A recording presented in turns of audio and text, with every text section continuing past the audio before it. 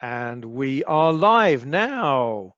The webinar is broadcasting, and good afternoon, everybody. We can see the participant numbers building up. Cracking start this morning.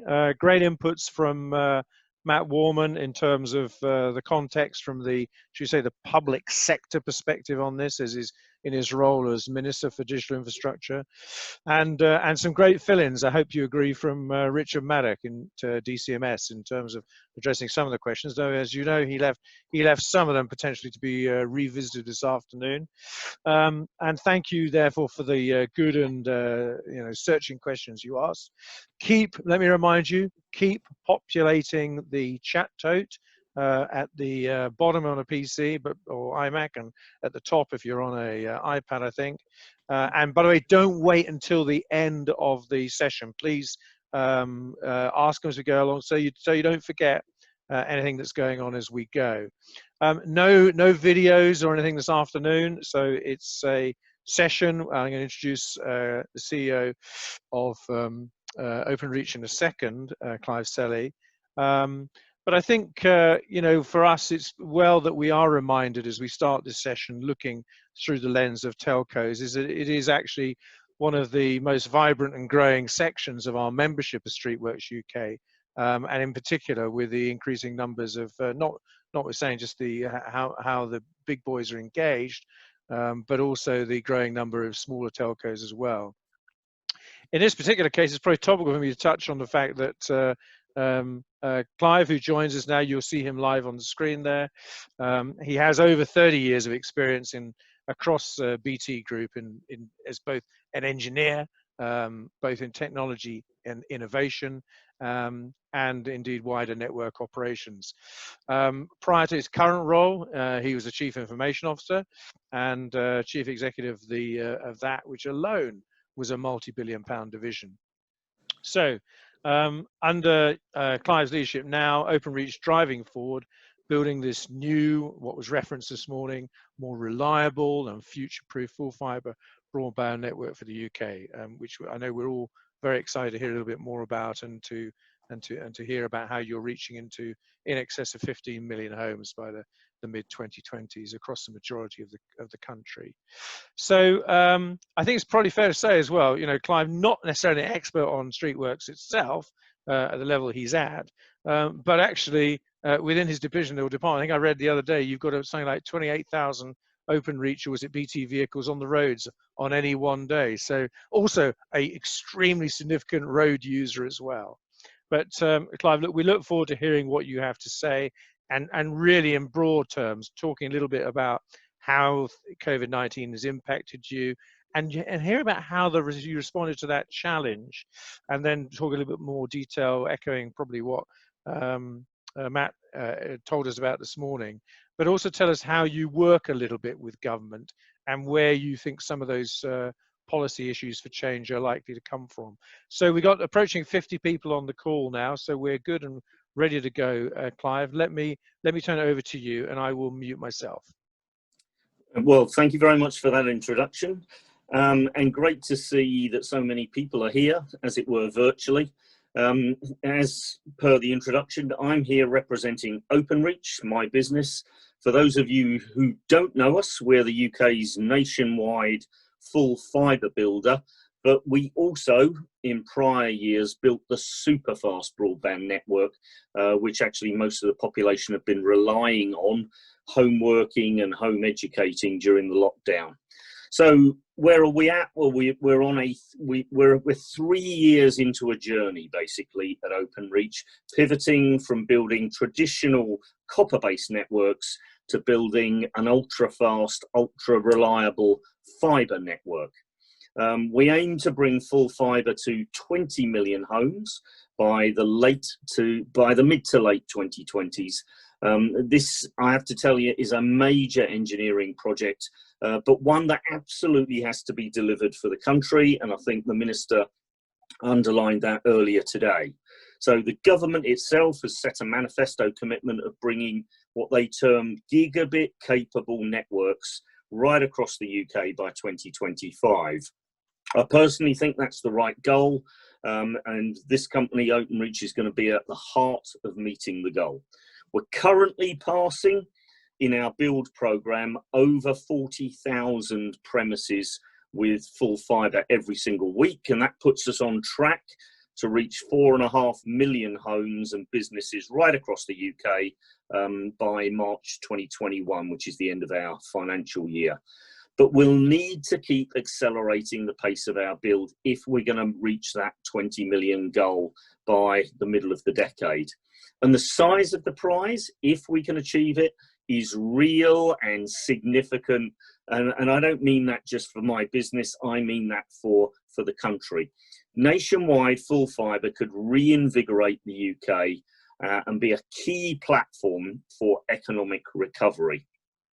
You know, even before the pandemic, the Centre for Economic and Business Research, it's a research business, the CEBR, explained how full fibre could boost UK productivity and generate an incremental £59 billion on the GDP of this nation in 2025 if the 100% coverage goal was achieved. It could also bring up to 500,000 people back into the workforce, and it could help level up the UK and provide the foundation for a new wave of rural business startups and innovation. Full fibre is also massively green. As we've seen through the pandemic, better connectivity and more home working can really slash carbon emissions by eliminating a portion of commuting. So, you know, I think the programme itself is a complete no-brainer. It's all about execution. And of course, we've all seen the importance of digital infrastructure over the past year. The network which Openreach has built has enabled the UK to stay connected through lockdown. It's allowed kids to access education and entertainment, enabling many of us to work from home, literally millions more to work from home than normal, and also the delivery of healthcare, such as outpatient services, which often now is done virtually. You know, doctors consult with patients over Zoom and other virtual means. And indeed, we've had no major outages during the whole period of COVID, and we're always monitoring our network to identify any areas where we might need to add extra capacity. Getting key worker status at the start of the lockdown helped make sure my teams were able to keep working, even during the height of, as it were, lockdown one in the spring and early summer. And as I'm sure many of you also experienced, we definitely had some issues with streetworks during that early period, but were generally able to work with DCMS, with the devolved administrations, and with local governments to demonstrate that we were able to keep digging safely and in a COVID secure way. And it's because of being able to keep building the network that we remain on track to meet our short-term objective of reaching 4.5 million homes and businesses passed with fibre by March next year, which means we will have passed 2 million premises with full fibre in just 1 year. There is a lot more which we need to do to get the UK gigabit capable, however, and we need help. We need help from both central and local government. We continue to find getting access to social housing and blocks of flats a real challenge, and this means people in cities across the UK risk getting left behind. Too many landlords fail to respond if we try and negotiate a way leave agreement, and we find too many landlords who do respond but don't then meaningfully negotiate that way leave term. There is a telecoms infrastructure bill which has been on the cards for well over a year now. It's currently stalled in Parliament, and to be honest, there's much more which could be done to sort out the challenges of property access more generally. And we continue to see too many homes in the UK being built without full fibre as a standard, despite our best efforts to get as many developers as possible to choose a full fibre infrastructure. Again, we expect action from government to come, but progress has been slow. I'm determined Of course, an issue which affects all of us here today is that of street work. So let's talk about that. So Openreach is by far the biggest undertaker of street works in the UK. With our network covering all the 4 countries, England, Wales, Scotland and Northern Ireland, we experience all of the complexity of working under the different regimes, both nationally and at local authority level. And I certainly won't say it isn't challenging. I'm determined that Openreach will be best in class when it comes to working with highways authorities, and we've built strong working relationships with many councils over the years. I'm really proud of the award we recently won from TfL, Transport for London, recognising the improvements we've made in London, increasing our reporting and monitoring performance, auditing our contractors, and ultimately driving a culture change to get us to a place where we're one of the best performing utilities in the capital. But it is important to put the scale of our build into perspective. I mentioned earlier that we aim to pass 2 million homes with full fibre this year. This already generates a significant volume of street work activity, even as we try and reuse our existing duct and pole infrastructure, basically to avoid digging wherever possible. We expect to complete around 350,000 works this year, which will require a permit or a notice.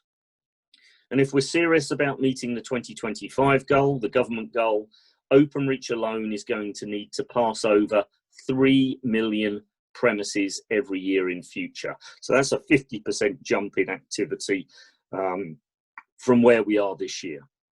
And the National Audit Office recently estimated that as a sector, we'll need to build 4 times quicker than we are at the moment to hit that government objective. We're doing what we can to reduce the need for works in the sector, for example, opening up our ducts and poles to competitors, which will reduce the need for street works. And we avoid digging where we can, but we all know this won't always be possible. So there is a massive programme of work coming down the track, and I do worry that the current system may be overwhelmed without reform. And a failure to take action now will only serve to cause real issues down the line. We've been working with Streetworks UK, with DFT, with the government, DCMS, to explore how we can reduce the administrative burden, both for us, but also for highways authorities. It is clear that the UK public want to move to future-proofed, ultra-reliable gigabit services as quickly as possible. If we're able to improve the street works regime, it means that companies like Openreach will be able to deliver quicker and in a less disruptive way if our teams are able to proceed more easily from one street to the next. So multi-street permitting is one way to do that, and I'm always open to new ideas. I want to ensure that we work in collaboration with highway authorities to make sure that we respect their needs too. The Minister, I think, spoke earlier about the Flexi permitting trial we've been developing with Sheffield alongside JAG UK.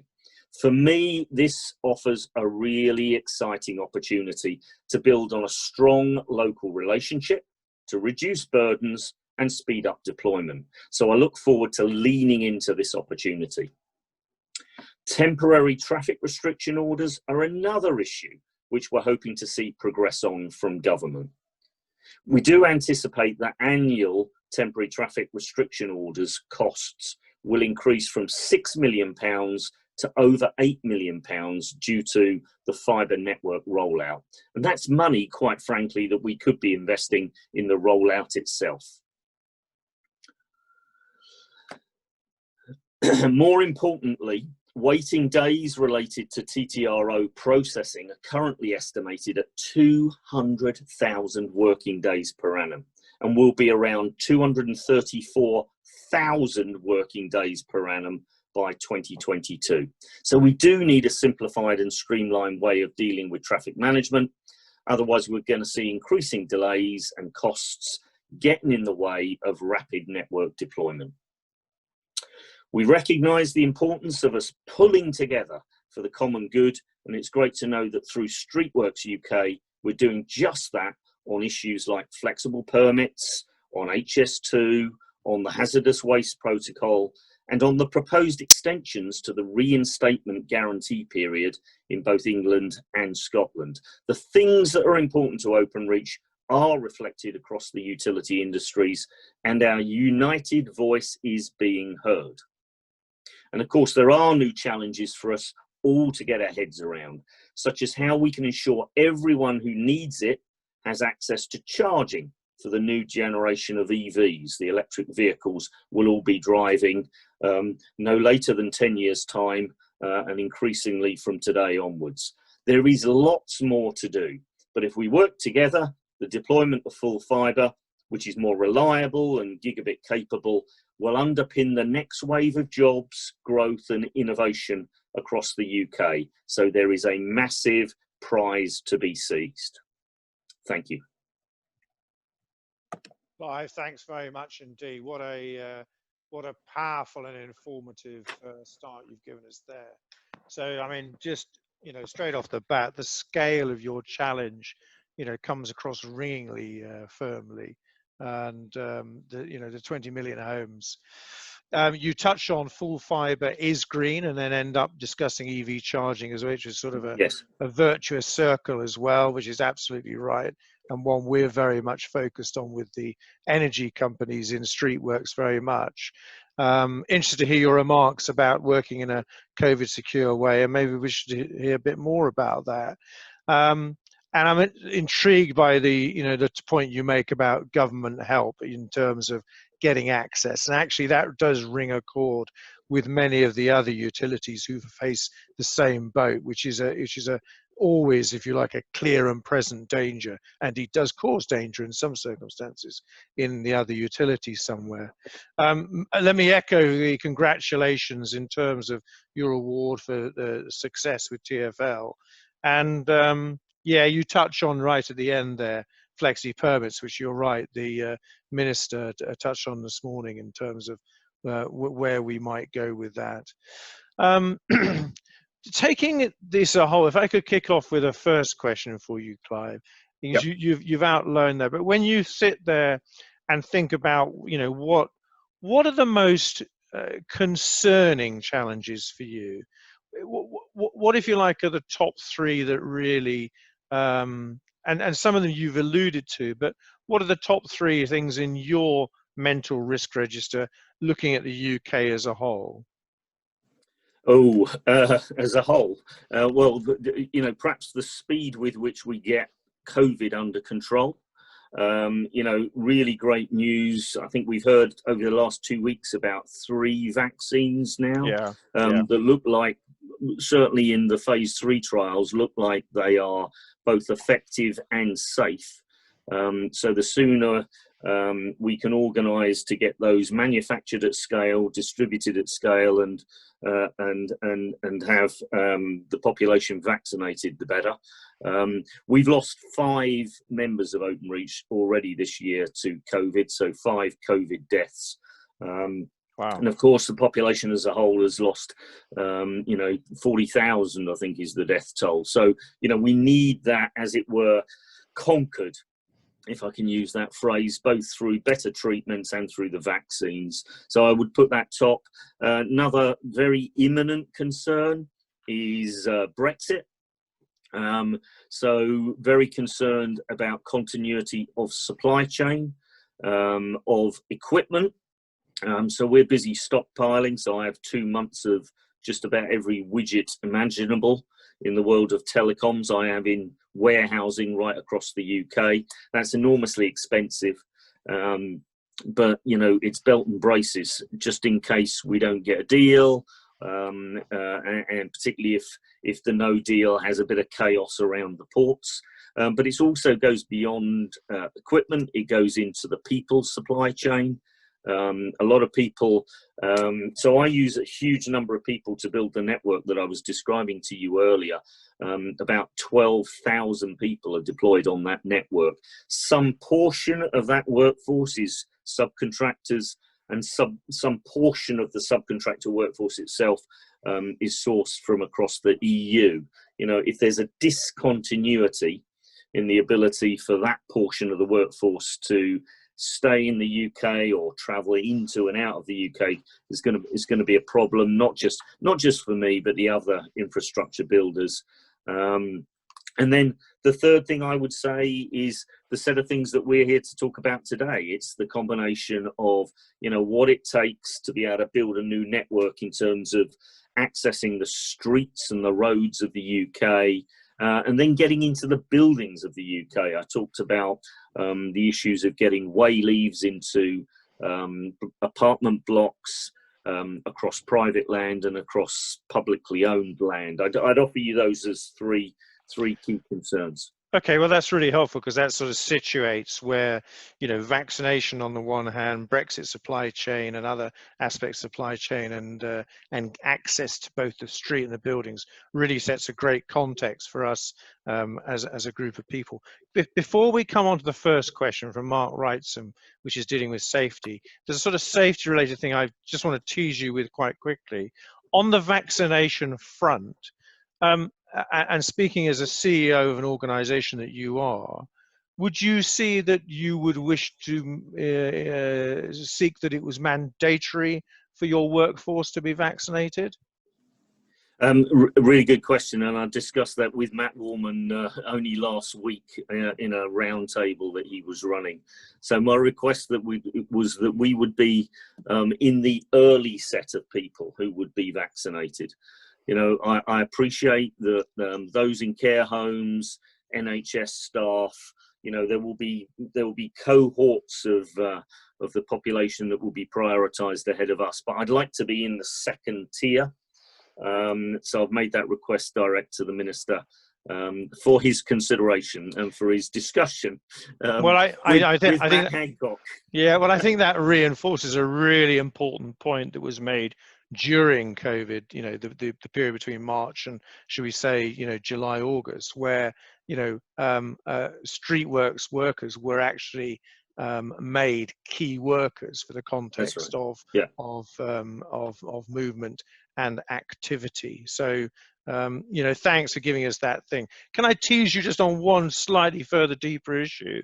In terms of the vulnerability of your workforce meeting a lot of the general public, in that sense, would you have any sanction upon your employees that they should be vaccinated? Yeah, so we've discussed this internally and with the company doctor, actually. So I don't think it is possible for us as an employer to mandate it, right? What the government could consider is their legal position in terms of, mandating vaccines, which of course I don't think they've done, have they? So, the children are not absolutely obliged to have their MMR vaccines and so forth. They're encouraged to, but I think it is dangerous legal ground to try enforcing vaccination. But it might be 1 in a million, but 1 in a million might have an adverse reaction to vaccines, and I think that gives rise to all sorts of legal issues and human rights issues. I'm sure that's absolutely the right answer, Clive. Thank you. Let me turn to a couple of questions in the chat toad. And by the way, there are more people listening here this afternoon, Clive, than there were to the Minister this morning, which is quite interesting. So clearly people are keen to hear what you've got to say. So from Mark Wrightson, first of all, I think if you can't see the question, let me read it to you. Working safely is so important to every authority and the general public. How do you keep Openreach and your partners prioritizing safety whilst undertaking such a significant build program? Yeah, I think that's a really good question, and it concerns me. That subject concerns me. So Openreach running this huge infrastructure build program, but others in the same boat, Virgin Media, Hyperoptic, City Fibre. There are lots of us building networks out there. And it's a race, and it's a land grab, and we're competing. And so there is this speed of deployment imperative. And it does concern me, and that's why the question's a really good question. How do we maintain safety as the top agenda item?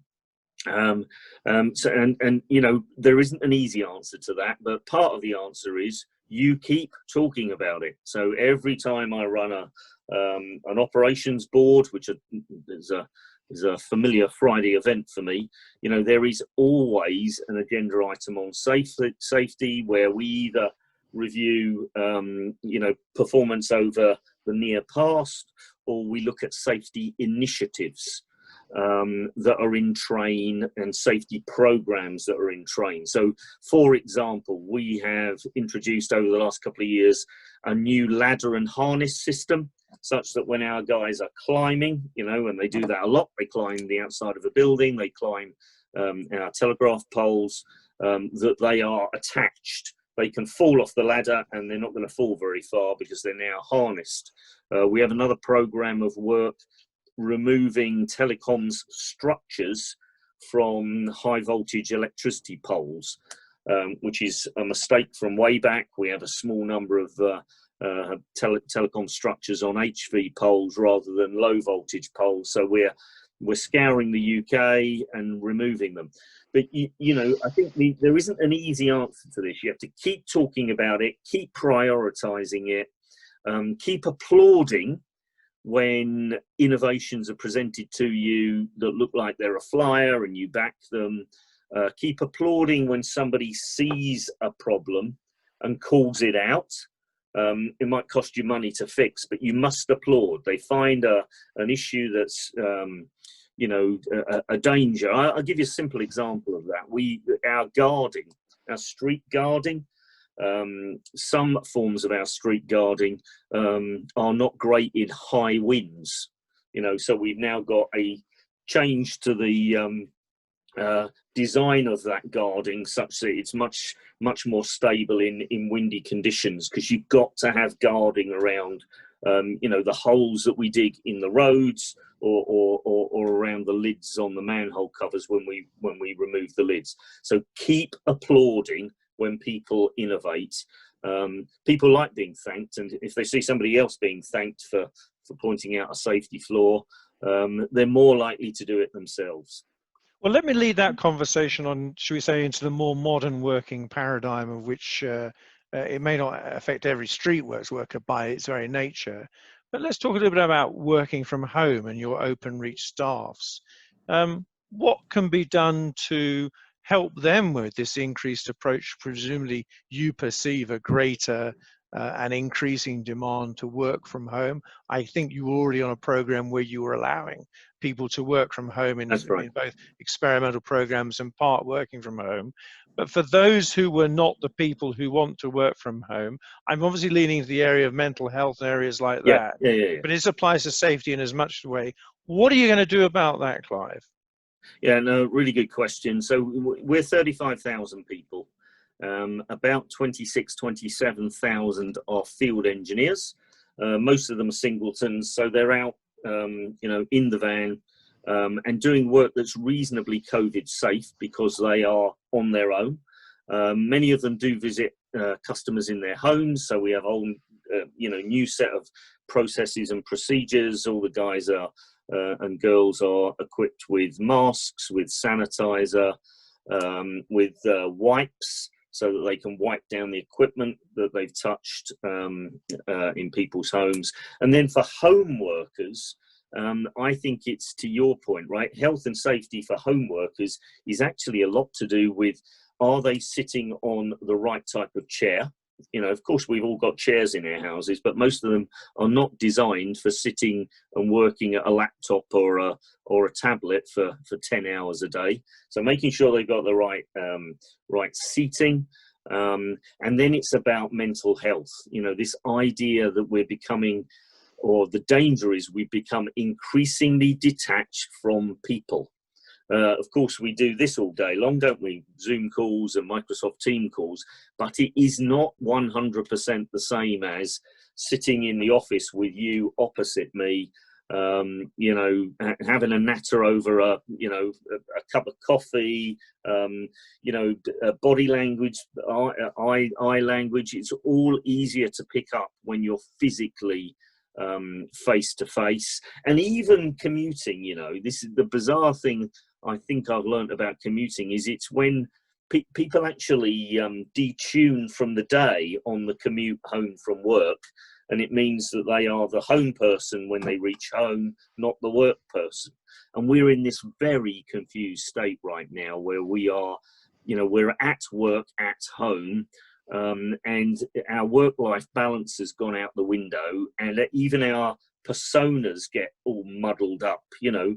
When you're with your partner, your children, are you still the work person rather than the dad or the husband or whatever? And I do think the longer this lockdown goes on, the more pronounced will be the effects on our mental health. So we produce materials, we produce briefings, we're helping our managers check in with their people and detect signs of mental stress. And for some people, we've made available office accommodation. Actually, doesn't apply in this 4-week lockdown in England, but outside of that, we've made available office space for those who really cannot work at home because the circumstances at home don't permit it. And I think that's very important. Well, that's interesting. I hadn't heard of that, Clive, and that's tremendous. While we're focusing upon your people and the wider workforce, how do you think is the best way to improve the skills and the workforce to deliver this infrastructure that you have? What is the key aspect of the skills of the workforce that you have a niggly feeling about or a concern about that might be an unsolvable problem? Are there some areas you just think we can't get there, or are you reasonably comfortable? Because the scale of your, 4 times quicker across the sector, I think you told us. Yeah, that's what we have to do. Yeah. So how is that going to happen, Clive?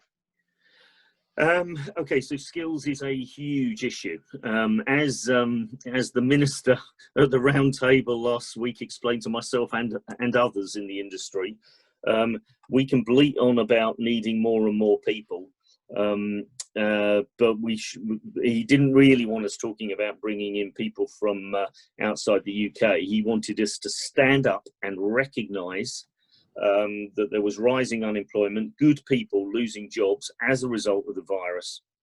And he was insisting that we hire these people and we reskill them. And of course, that's perfectly doable.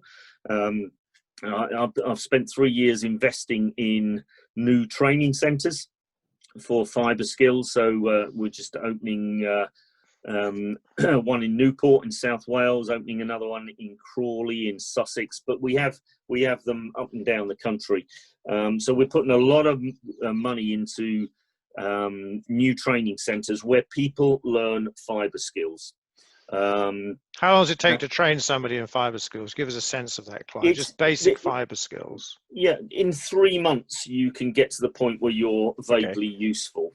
But these are craft skills, so you need to then go practice it. You need to buddy with more experienced engineers, and 9 months in, you're competent and flying.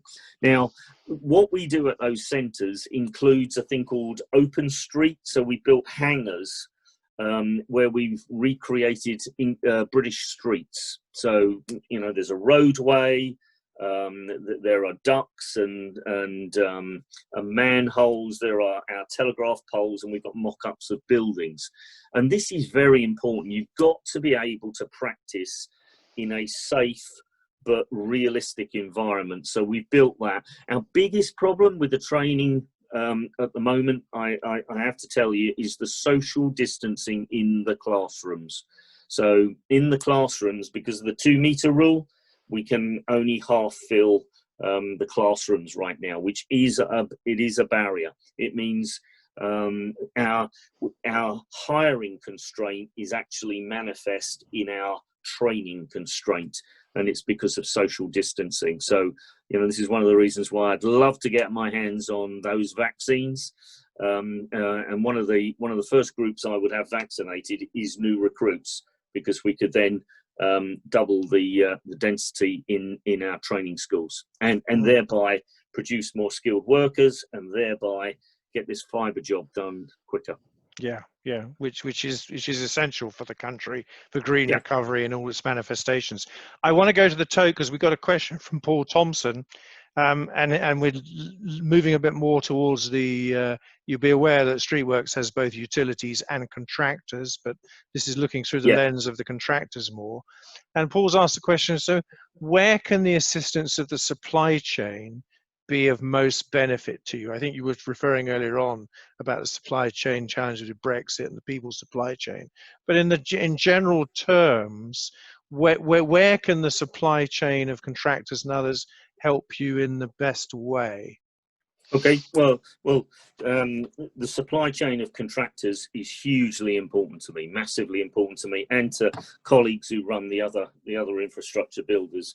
And what we would ask of you guys in that supply chain is hire more people, preferably hire UK citizens. I speak on behalf of the minister, of course, when I say that, as well as myself. And a taxpayer. And the taxpayer, yeah.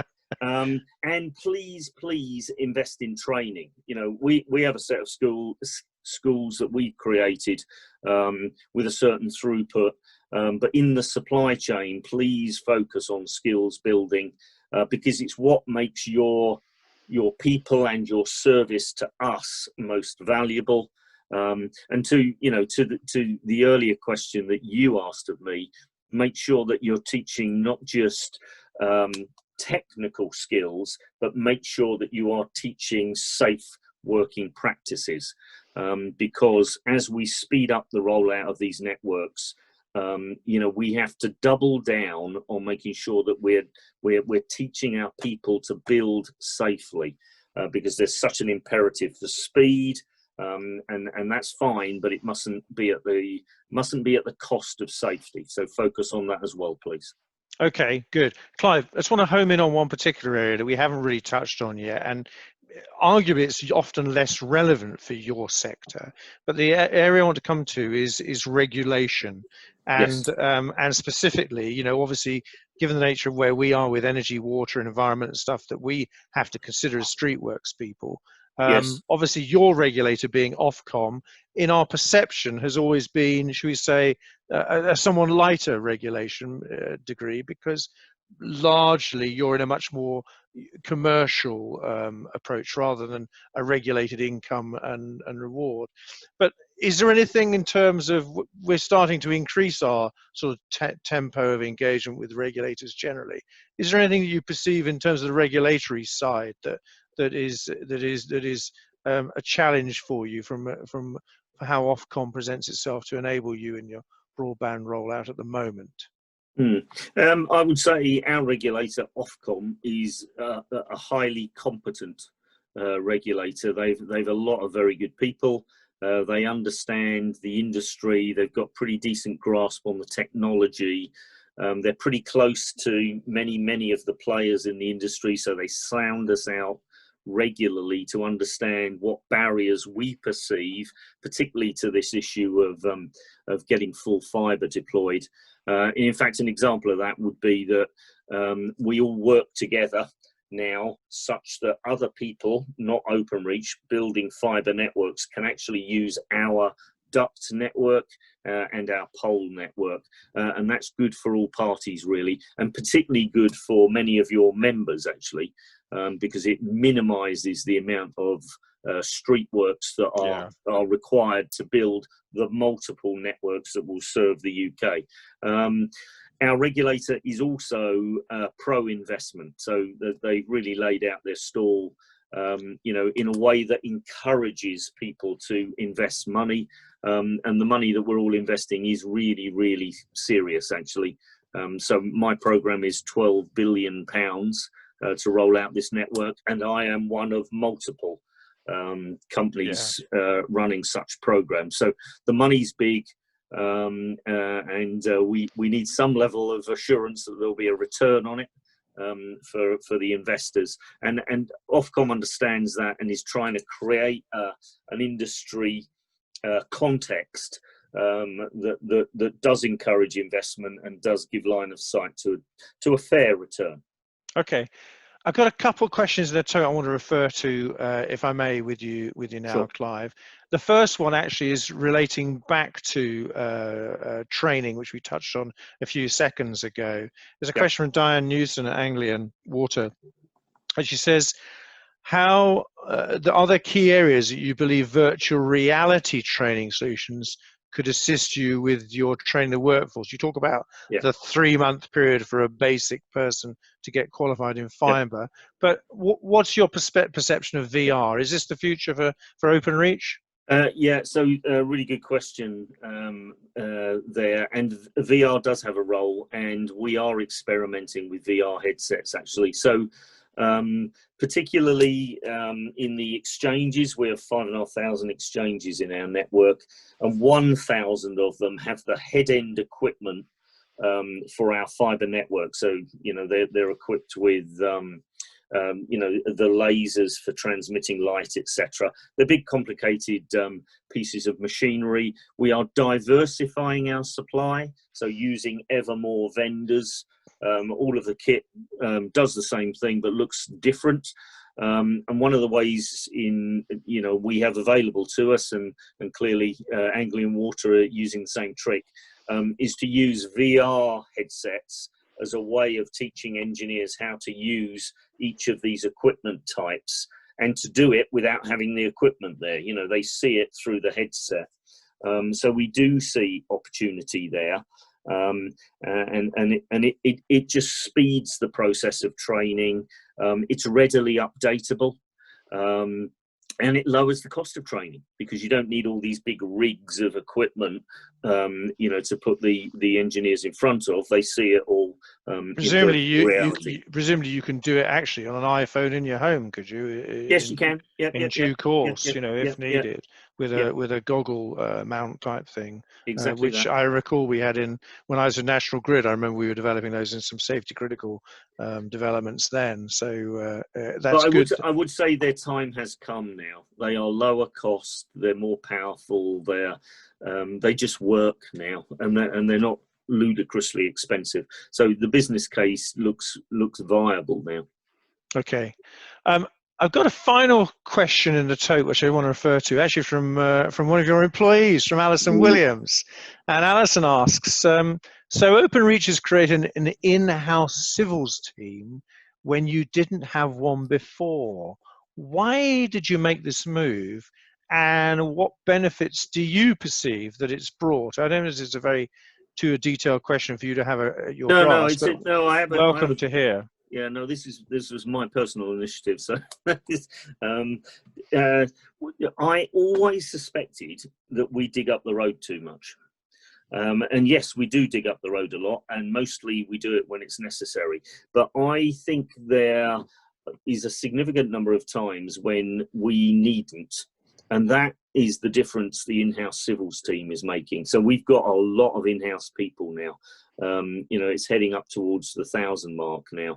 And mostly what they do, or when they add the most value, is when they can engineer their way around the need to dig, right? So where they avoid doing civils. So they're called the civils team, but at their best, they don't do civils. They find a way of engineering such that we don't have to dig up Britain. And that is the single biggest thing that makes the difference. And I'm really pleased with the result. So they take away work. They find a way of engineering around it. That's the key reason why we have them. And can you give us a sense of what you think the scale of that can be? What might it become inside Openreach? So you mentioned 1,000 now. What might that become? Yeah, so I've been through the plan very recently, actually. So it will grow from 900 to about 1,300 within a year. Right, that sort of scale. But it will never replace the use of third-party civils, and particularly for bigger jobs, where we use third parties who have the big machinery, and the lengthy experience. You know, so if we were digging up the M6, believe me, it wouldn't be the in-house civils team. No, understood. All right, Clive, we're going to start drawing things to a close now. That's all the questions on the tote. But I think there's one final question I'd like to put to you, is that, and this is your sense of, in all honesty, are we on track for the 2025 broadband target? And if we're not, what can Streetworks do more to help you in that pursuit? Okay, so I think what will determine whether we make it for 2025 or not, the one thing that will make the most difference is the speed at which the government roll out their, and I'm sure Matt was talking about it this morning to the audience, the subsidy program for the very rural broadband delivery. So in fact, he didn't touch on that. Actually, he didn't touch on that. Well, he has a bag of swag from Rishi Sunak. And the bag of swag's got £5 billion on it, and it's aimed at subsidising, not paying entirely for, but subsidising rollout of gigabit broadband to the hardest to reach premises in the UK. If the government crack on, publish that programme, get the lotting structure out there, industry responds, produces sensible bids, and that all gets adjudicated, you know, in short order, then we can hit this target. Because my belief is that that's the tough part of the challenge, is rural UK. I think the metros, the urban UK, suburban UK, will be fine for the target. We've just got to crack rural. It's a huge amount of work. And you know, can I finish by saying a huge thank you to Streetworks UK, and particularly to those in authority who organise and, you know, sit above the whole permitting structure. You know, you do a great job. If we can work together to be slicker and quicker, then we can get this new infrastructure delivered. And a thank you also to the subcontract supply chain, without which none of these networks would deliver, without a doubt. So thank you for having me on the Streetworks UK conference. All right, Clive, well, thank you very much. You've given us, I have to say, a rich tapestry of explanation, and moreover some really honest, straightforward and absolutely front and center answers. So thank you for delivering that, and nay, even inspiring for us. The extent, you know, we started with just under 50, we still have just under 50 people on the call, so bravo for you for keeping us really to the measure on all that. So thank you very much, and let us, you know, from a Streetworks context, wish you all the very best in this extraordinary challenge that you have over the next 4 years, and spend your 12 billion wisely. Will do. Thank you very much. Bye. Clive, thanks very much. I'm going to just wind up with the rest of the crew, but please feel free to log off yourself now. I'm just leading into the next session from here on in. Thanks very much, Clive. Bye-bye. Bye-bye. Well, thank you, everybody. Some great questions there on that session. We're now running up to the 2 p.m. session, which I think promises to be a real corker. This is the panel discussion that we've got, involving a range of players. I'll just share screen with you here at 2 o'clock. David Capon from JAG, Samantha, many of you will know from WPD, and our very own Sally Kendall from our Department for Transport, in terms of our closest department that we work for on a day-to-day basis, really looking at this issue about how we can drive through and increase the amount of collaboration over these next years, which, as you know, is one of those components which is front and center of the vision. So for those of you who can come back and join, we'll see you at 2 o'clock. For now, thank you very much indeed, and I hope this has been both inspiring but also thought-provoking in terms of some of those grounds that Clive Selley has laid out for us there. Thanks very much indeed, and thank you also to Atkins Global and SKUB once more for being such prominent sponsors of this particular series of sessions as well. Cheerio, see those of you who can come back in just over 10 minutes. Bye-bye for now. Bye.